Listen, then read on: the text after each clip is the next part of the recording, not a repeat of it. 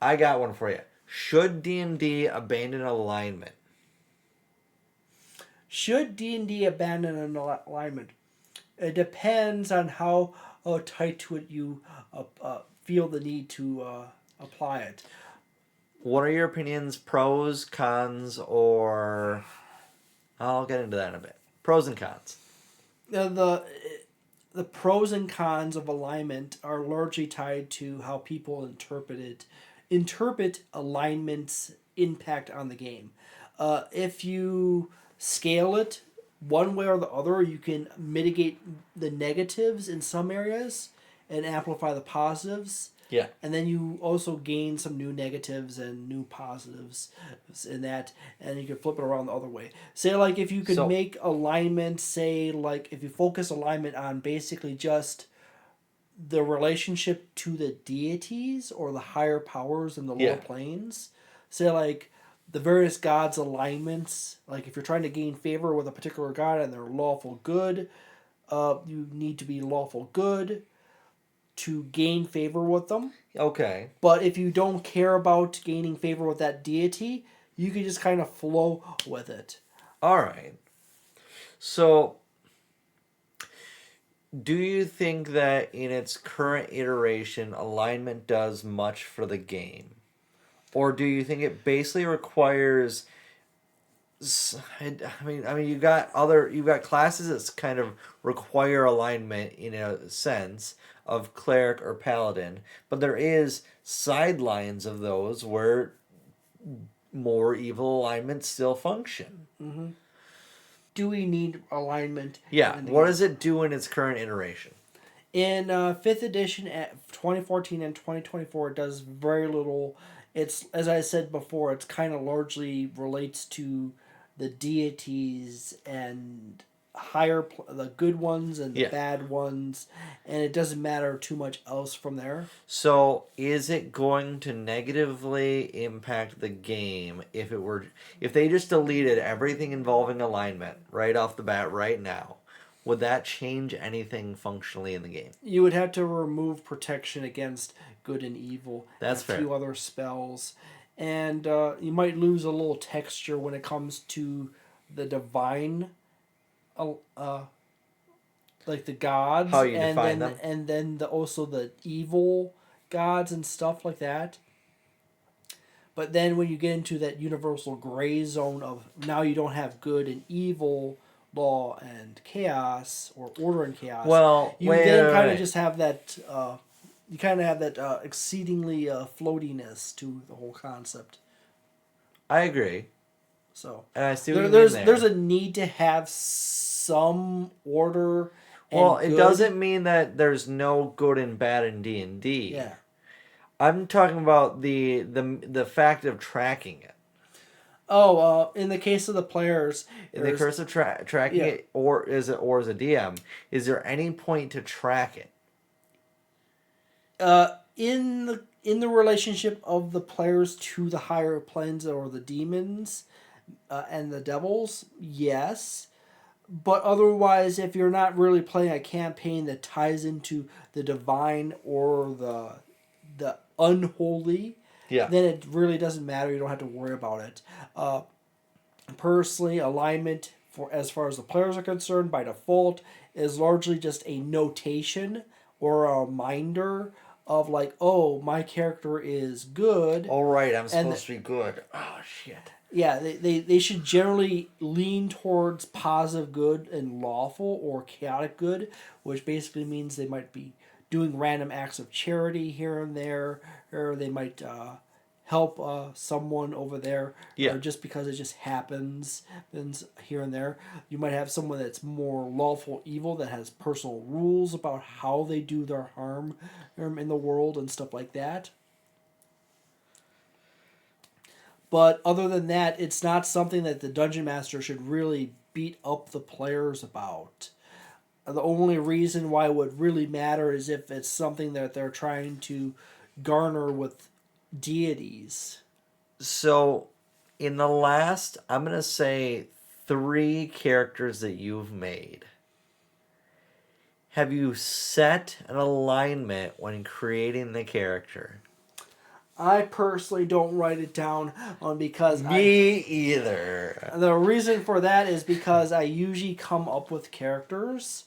You play it out first a little bit, Yeah, and then see how that character feels out, and then from there you could gauge how you feel like they'd react to things. Yeah, what I basically do is when people are making characters, I find out what other people are making. I make a quirky character that probably would fit in with that group, and then I come up with my backstory as I'm listening to the other players put their characters together, and then I tell the DM in session 0 what my character is about, the Perfect. basic gist, and then I add things as we play through the campaign. Yep. I'm not one of those people that shows up with a booklet of stuff. You come up with a blank paper, and then you write out your paper when you get there. Yeah. I come with a piece of paper. It's completely blank. I might have a little sticky tack notebook with some random ideas or themes to try with different characters. It's just 20 or 30 characters in my head. And then I listen to my the party come up with their stuff, and like, oh, that sounds like I should play a cleric. What kind of cleric ideas I have to start off? Oh, a cleric that likes to rhyme everything in together, or something like that. And their name happens to be a rhyme and stuff like that, and that's cool. And then put it down, and then fill in the details for the campaign, what the dungeon master just told us we're making our characters for. And then as I play the character, I add a few more details as I go along. I'm one of those people that you could use a little index card to start a character out with the dungeon master, and then I just keep adding stuff as it goes along. I'm sort of like John in that regard, where sometimes I will just bullshit an explanation into existence. There's numerous times when I've had characters that the party doesn't know where this character came from, and until the party pesters me enough to come up with something, I then come up with something on the spot for the character. And this is kind of the case with Mr. Pennington. I figured. Where I literally invented the whole background, the whole mythology behind his family coming into the world through another reality because they were screwing with interdimensional technology. Yeah. And so forth. I do that to an extent with my characters. I normally try and at least, at very bare minimum, start with a full paragraph plan of like background.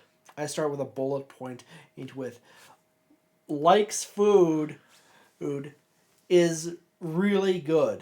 Yeah. All right. So that's Harry, by the way. Yeah, Harry Hops. Yeah. All right.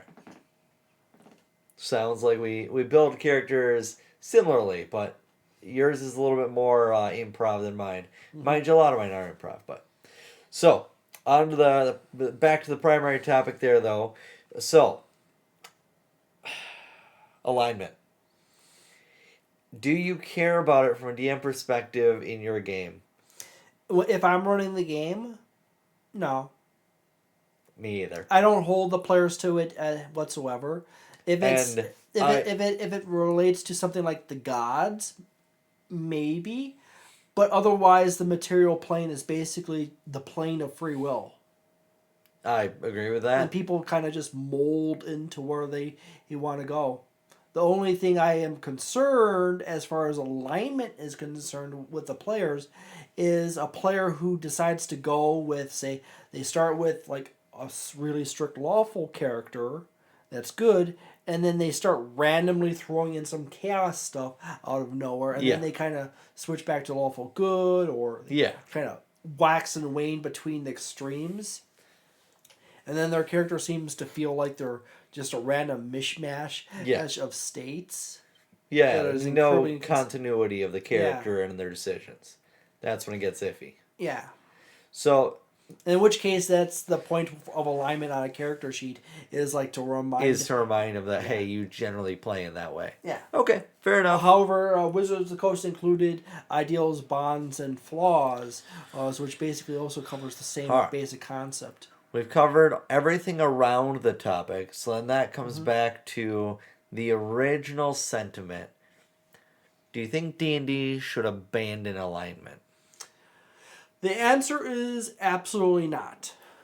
However, they probably should stick the word. They should have the alignment. They should have all the explanations for alignment. They might even have the basic 9 and the expanded range version of it for like mild to extreme in each quadrant of alignment. So like you can have extreme lawful and then moderately good, or mildly good and moderately lawful territory. But they should put the little brackets right after the word alignment on the top of the page that says optional. Optional rules. Oh, make it an optional rule thing. Yeah. Okay. Yeah. And then you also have a alt basically just interpretation page after that, or just before that in case of not using the expanded alignment rules or the intermediate alignment rules, this is basically a little section on the super basic philosophy of alignment, which basically stipulates that alignment is oftentimes can be, as far as players are concerned, can be an easy pinpoint for the basis of their character. How to play their character can be combined into other mechanics such as ideals, bonds, and flaws. Yeah. And whatever other things that are added on and beyond that. Yes. As a means of maintaining continuity of character for the players.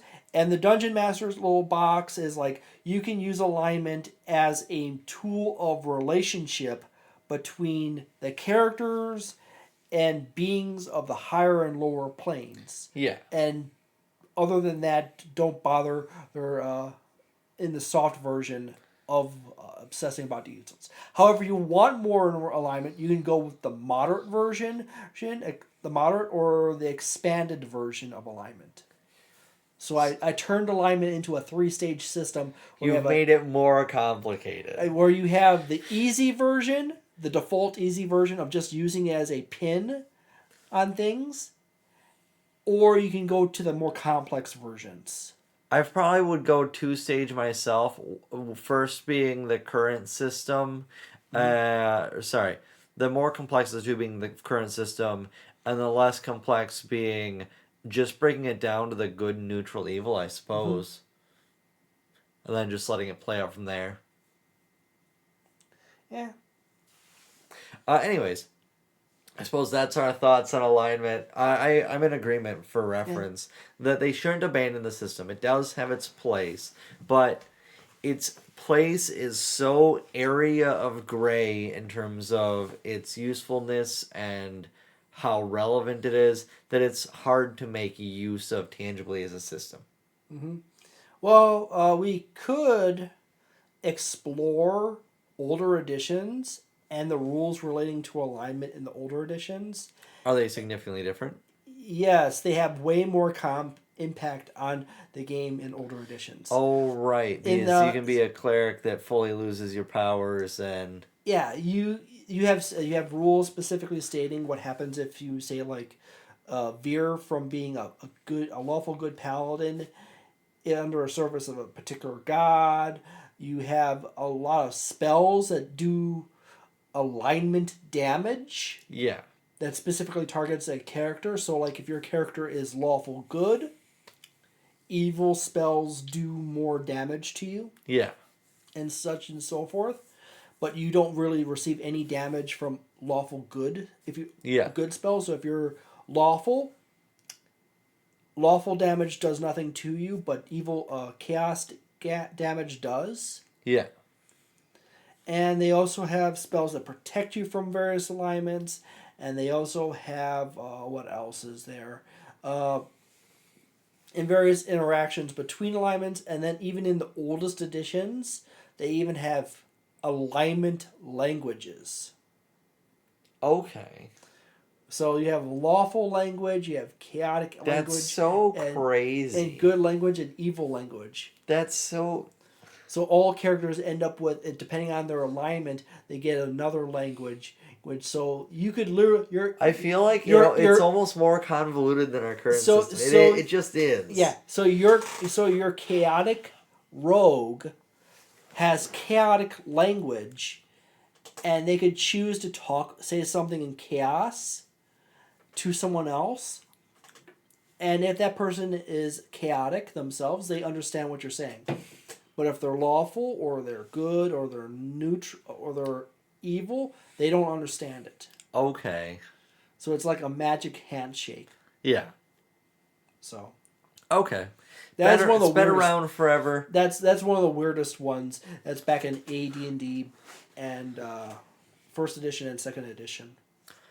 So it's been around forever. It's changed drastically over the years, and it's gotten more mild over the years. It probably will continue to do so. Yeah. All right. And Paizo basically abandoned it outright in the remaster. That's funny. Of Pathfinder 2nd Edition. It was more impactful in Pathfinder 1st Edition and 2nd Edition. They did have alignments in those. Yes. Okay. All right. That's our thoughts on alignment. We think it should stay, but we both agree that it's negligible a very large amount of the time. All right. Thank you guys for being here. We'll see you next time. Have a delightful day and a wonderful evening.